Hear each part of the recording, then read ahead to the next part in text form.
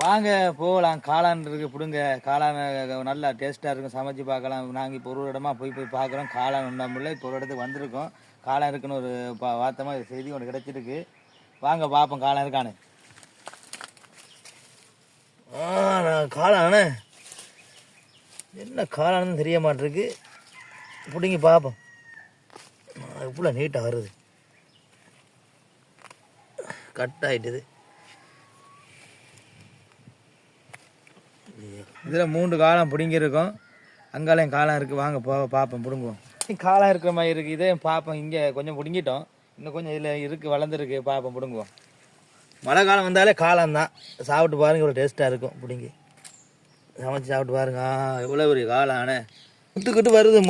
மொட்டு காளான் நல்லா இருக்கும். இதுதான் அம்பு காளான். இதுதான் அம்பு காளான். மழை காலத்தில் பூக்கிற காளான் அம்பு காளான் நல்லா டேஸ்ட்டாக இருக்கும். நீங்களும் இந்த